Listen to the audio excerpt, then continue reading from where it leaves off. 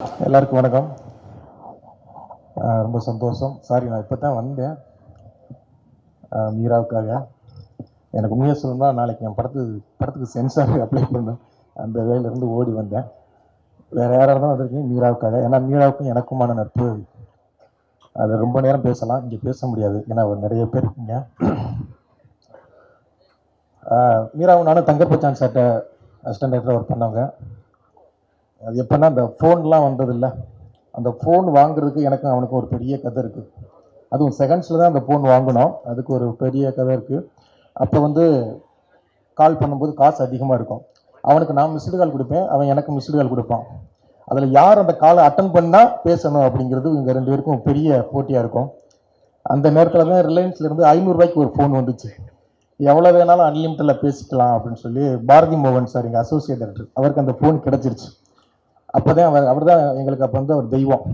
எப்போ வருவார் ஃபோன் பேசலாம் அப்படின்னு நான் அவனு இதுவாக இருப்போம். அந்த தென்றல் படம், அது படம் அந்த ஆஃபீஸில் தான் ரெண்டு பேருமே ஆஃபீஸ்லேயே தங்கிட்டான். ஏன்னா ரெண்டு பேருக்குமே இருக்கிறதுக்கு இடம் இல்லை. தங்கியிருந்த இடத்துல ரெண்டு பேருமே வரட்டி விட்டாங்க. ஏன்னா ரெண்டு பேருமே கொஞ்சம் அதிகமாக பேசுவோம்னு வச்சுக்கோங்களேன். மீரா என்னை விட அதிகமாக பேசுவோம், நல்ல ஊமை குசும்பு வேறு.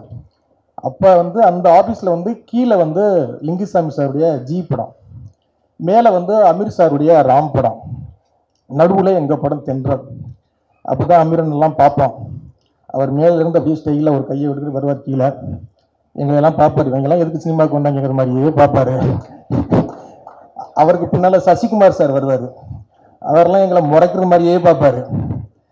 அப்படி ஒரு காலகட்டத்தில் தான் நானும் அவனும் அங்கேயே தங்கி, ரெண்டு பேருக்கும் சண்டை வந்துருச்சுன்னா ஆளுக்கு ஒரு ரூமில் போய் தங்கிக்குவோம். அப்படி எனக்கும் அவனுக்கு நட்பு. அதை பற்றி நிறைய பேசலாம், நிறைய சினிமாவை பேசியிருக்கோம், நிறைய இலக்கியங்களை பேசியிருக்கோம். எனக்கு ரொம்ப ஆச்சரியம் கிடையாது, எனக்கு தெரியும். எப்படியும் 7 மணிக்கெலாம் வந்துடுறா அப்படின்னா 8:30 போனாலும் ஒரு பெரிய கூட்டம் இருக்கும். ஏன்னா இவன் வேலை பார்த்ததை விட ராம் ஒரு பெரிய வேலை பார்த்துக்கிட்டே இருந்தான், நீ வந்துருந்தான். அதனால் எத்தனை மணிக்கு போனாலும் நமக்கு பேசுறதுக்கு மைக்கு கிடைக்கும் அப்படிங்கிற ஒரு நம்பிக்கையில் தான் இந்த இடத்துக்கு வந்தேன். இவ்வளோ கூட்டத்தை பார்க்கும்போது, மீரா 4 வருஷம் ஆச்சு நீ படம் பண்ணி, ஆனாலும் இவ்வளோ கூட்டத்தை பார்க்கும்போது சந்தோஷமாக இருக்குது. இதுதான் நீ பெருசாக சம்பாதிச்சது. இத்தனை இயக்குநர்கள், முக்கியமான அத்தனை இயக்குநர்களுமே வந்திருக்காங்க. கண்டிப்பாக இந்த படம் உனக்கு மிகப்பெரிய வெற்றி படமாக அமையணும்னு நான் வேண்டிக்கிறேன். நானும் இந்த படத்தை பார்த்தேன், ரொம்ப நல்ல படம். எல்லாருமே பேசியிருப்பாங்க, நானும் பேசும்போது அது ரிப்பீட்டாக இருக்கும். கண்டிப்பாக இந்த படத்தை எல்லாரும் குடும்பத்தோடு போய் பாருங்கள். இவ்வளவு பெரிய இந்த கல்ச்சரை, இந்த மக்களுடைய வாழ்க்கையை, இந்த மக்களுடைய வழியை, இந்த மக்களுடைய யதார்த்தத்தை அவ்வளவு அழகாக பதிவு பண்ணியிருந்தான்.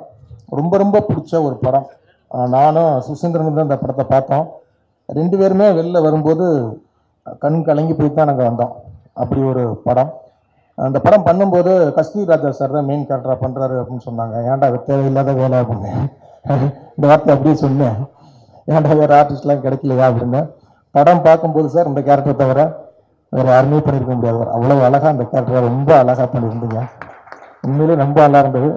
அதே மாதிரி அதில் நடித்த எல்லாருமே பேர் எனக்கு நான் இதுவும் இல்லை, ஆனால் எல்லாருமே அவங்கவுங்க எல்லாருமே அந்தந்த கேரக்டர் அவங்க எல்லாருமே அவ்வளோ சூப்பராக அற்புதமாக அழகாக பண்ணியிருந்தாங்க. எல்லாருமே அவங்க எல்லாருக்கும் அத்தனை பேருக்கும் என்னுடைய வாழ்த்துக்கள்.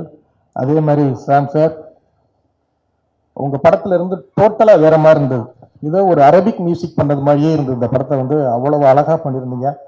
உங்களை பற்றி கேட்கும்போது நான் ஒரு மேடையில் சொன்னேன், அது ஒரு மேடையில் சொன்னேன், வாரம் வாரம் உங்கள் படம் வருது சார் அப்படின்னா. அது சந்தோஷமாக தான் சொன்னேன். ஏன்னா ஒரு வருஷத்துக்கு 4 படம் பண்ணுற மியூசிக் டைரக்டருக்கு எஃப்எம்எஸ்க்கு ஒரு ஆர்ஆரும், தமிழ்நாடு இந்தியாவுக்கு ஒரு ஆர்ஆர் தான் வருது. அந்த மாதிரி தான் மியூசிக் அந்த கடைசி 5 நாள் தான் வேலை பார்ப்பாங்க. ஆனால் நீங்கள் வாரம் வந்தாலும் அவ்வளோ சமுத்திரக்கு நான் சொன்னார், நான் சந்தித்த மியூசிக் டைரக்டர்ல சிறந்த மனிதன்டா அப்படின்னு சொன்னார். அண்ணா அப்படி வார்த்தையெல்லாம் சொல்ல முடியாது சொன்னீங்கல்ல. விஜய் மில்டன், நீங்கள் எங்கிட்டு சுற்றி வேலை பார்த்தாலும் என்னுடைய ஃப்ரெண்ட் சர்க்கிள் தான் இருக்கும். விஜய் மில்டன் சார் இதே வார்த்தையை சொன்னார், உழைப்பாளிடா அப்படின்னார்.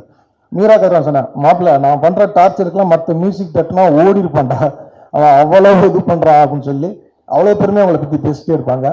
சந்தோஷமாக இருக்குது. ஏன்னா உடனே அந்த மியூசிக் கொடுத்து அந்த ஒரு டேரக்டரோட சேர்ந்து வேலை பார்க்குறதுக்கு இன்றைக்கி ரொம்ப கம்மியாக இருக்காங்க.